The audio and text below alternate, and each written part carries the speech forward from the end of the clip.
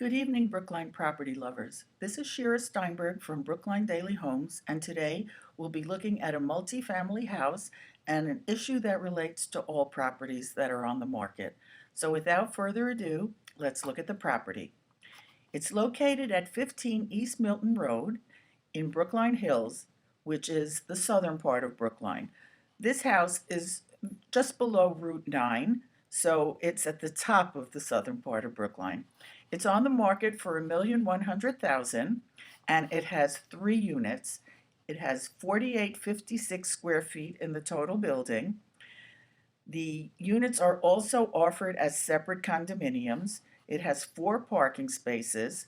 The total expenses are just under $12,000 for the year, and the total income for the year is $81,600. That's based on a rent for Unit 1 of $1,950 a month, Unit 2 of $2,300 a month, and Unit 3 of $2,550 per month. All the units have 3 bedrooms and 1 bath. Let's take a quick peek at the pictures. The first picture is an exterior shot of the building. As you can see, it's a wood building. It was built in 1890 and it has a lot of Victorian elements. It has the bay windows, it has the trim that's conducive to multicolor, a little bit hints at San Francisco in a very subdued way. You have double bay front, bay window next to bay window, and actually the top 2 units not only look the same as each other in front, they have the identical floor plan. And the first floor is actually identical on the left side of the building, and it has the living room, the dining room, and the kitchen. Another common area shot is of some leaded glass, original leaded glass with the dark stained wood around it, and the beautiful banisters and railings and steps also preserved in the dark wood. Final common area shot for us to look at is the patio. Now let's take a look at some of the interior shots. The first floor has fir floors, that's a type of pine. You can see the bay window from the inside and a window on the side of the building. There is a mantel, and rather than actually going with a fireplace, the radiator is in front of it. There's molding was preserved around the bottom of the walls and around the windows. Good ceiling height, oversized windows, and then there's a ceiling fan. The next room on the first floor is the dining room. It's also painted blue. It also has the white trim. There's chair railing around it, as a dining room frequently has, and they painted the lower part another color. Floor is the same as in the living room, the fir, and this would be an original china cabinet. It would be coming from the living room at the front of the house into the dining room over here, and then through the door is the kitchen. Now let's go to the third floor, which is also currently on the market. And here is a shot of the living room. It has the same fir floors. It has very good ceiling height. It has also a decorative mantel, and the radiator is boxed in, but it's in the same place. It has the molding on the bottom of the walls, and it has molding around the windows. It has a ceiling fan as well, and obviously it's painted a neutral beigey color. The dining room on that floor has the original wood color trim. The china cabinet is also in the wood color, and it has the glass doors preserved. The chair railing and the molding at the bottom of the floor and the trim around the door as well are all in an original wood color. And again, through the door, you can see where the kitchen is. Now, the issue that I wanted to discuss today relates to comparing these 4 rooms, actually these 2 sets of 2 rooms, to each other. I've talked before in videos that have not been preserved about the fact that a property, or a room more specifically, looks smaller when it's empty and larger when it has furniture in it, even though that's counterintuitive.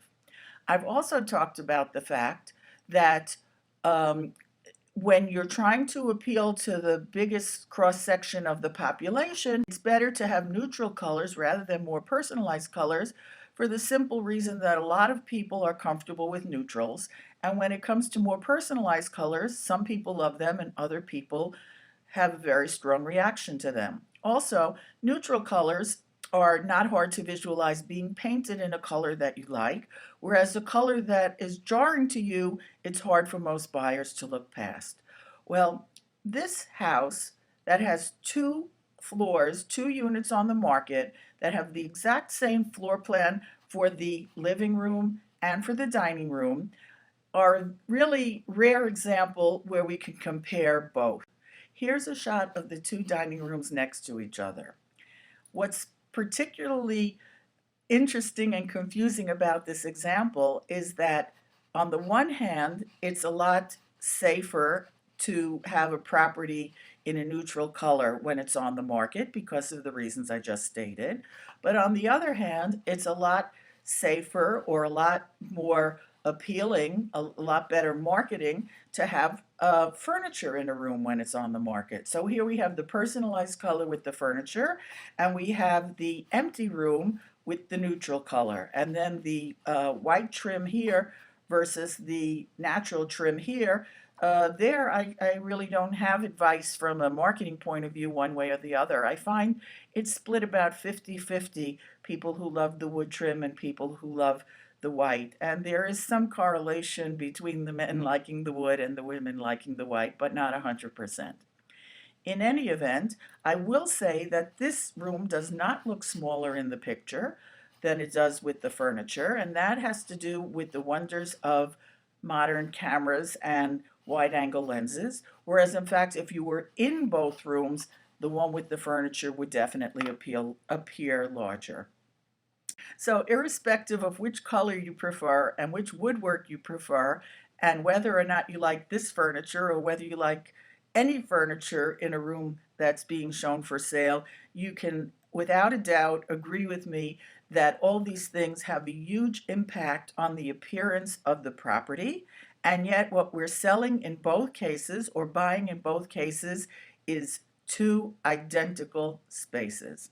So at this point, I'd like to thank Marie Presti of Atlantic and Pacific Real Estate for being kind enough to let us look at her listing. And we also need to make the standard disclaimer from MLS that the information in this listing was gathered from third-party sources, including the seller and public records, and MLS Property Information Network and its subscribers disclaim any and all representations or warranties as to the accuracy of this information. And with that, I thank you for joining me. I hope you'll be with us next time. From Brookline, this is Shira, your Brookline blogging broker. It's a wrap.